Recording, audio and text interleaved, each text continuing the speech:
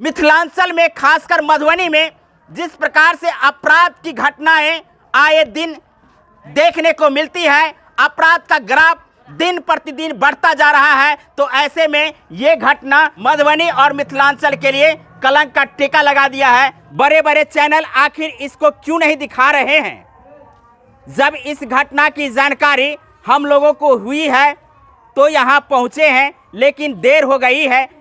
फिर भी इस घटना को दिखाना हमारा दायित्व है। एक मजदूर जो बस कंडक्टरी का काम कर रहे थे, तो ऐसे में उनकी डेड बॉडी एक खेत में मिलती है। परिवार की जो हालात है वो आप समझ सकते हैं। एक छोटा मोटा घर है, किसी प्रकार से बस कंडक्टरी का काम करके अपने परिवार का भरण पोषण कर रहे थे।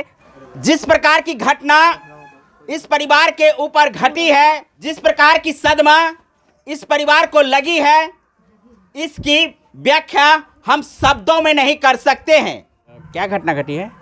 वहाँ हम लोग का मालूम हुआ से वहाँ मार कर फेंक दिया हमको। हम लोग का 5 बजे सुबह में मालूम हुआ। कौन थे? हमारा भाई था। अपना भाई? हाँ। तो घटना कैसे घटी है? अब कैसे घटी है वो सब प्रशासन सीसी कैमरा में देखा है, हम लोग भी देखे हैं और आदमी सब भी देखे हैं। तो क्या मांग करते हैं? जो इंसाफ होगा इंसाफ चाहिए।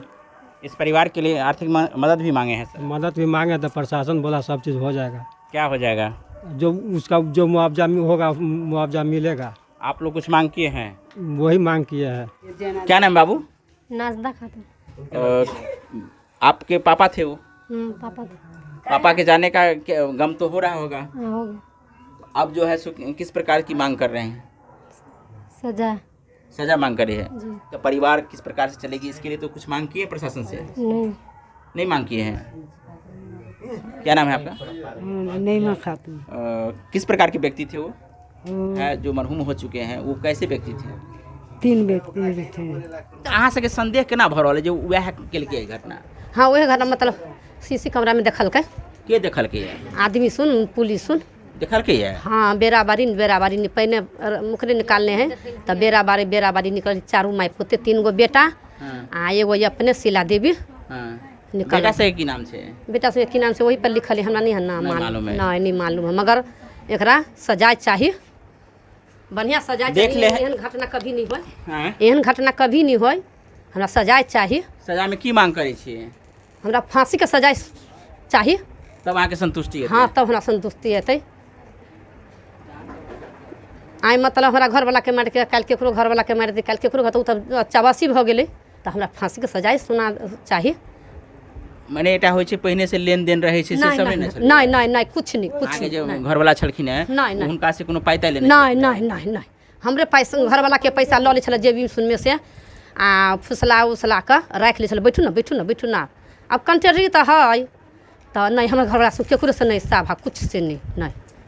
अपना परिवार से मतलब, अपना बाल बच्चा से मतलब, अपना अथी से मतलब, कुछ से नहीं। और ये परिवार जहाँ खुशहाल जीवन जी रहे थे, शौहर इनके कंडक्टरी का काम करके इस परिवार को खुशहाली जीवन दे रहे थे, तो अब नहीं है।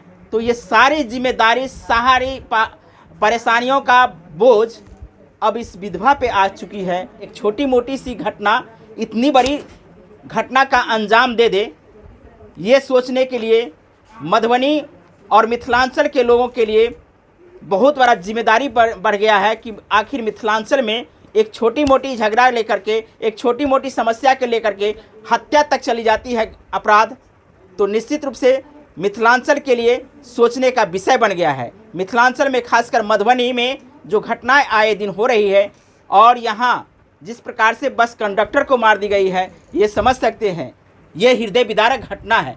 और हृदय विदारक घटना आप देख सकते हैं, पूरे गाँव के महिलाएँ आकर के सिर्फ सांत्वना दे सकती हैं, लेकिन सारे कष्टों का बोझ अब इन्हीं को झेलना पड़ेगा। हम आपको मधुबनी जिला के हरलाखी प्रखंड के हरलाखी थाना अंतर्गत उमगांव की एक ऐसी हृदय विदारक घटना को दिखाए हैं जहां एक बस कंडक्टर को एक छोटी मोटी सी बात में हत्या करके खेत में फेंक दी गई थी। तो वहीं आपको बता दें कि एक विधवा जिनके ऊपर दो बच्चों का परवरिश का भार आ चुकी है और परिवार की जो स्थिति है वो आप देख सकते हैं। एक छोटा मोटा घर है जो बस कंडक्टरी करके अपना किसी प्रकार से घर बनाए थे और इस स्थिति में जो यहाँ हालात देखने को मिली है और परिवार की जिस प्रकार की बोझ अब इस विधवा पे आ चुकी है, इन तमाम बातों को लेकर के हम आपको दिखाए हैं। आप लोग भी कमेंट करके बताइए कि ये घटना किस प्रकार से मिथिलांचल में घट रही है और इस परिवार के साथ जो घटना घटी है इस घटना को लेकर के आप लोग अपनी राय दीजिए कि आखिर मिथिलांचल में ऐसी घटना क्यों घट रही है।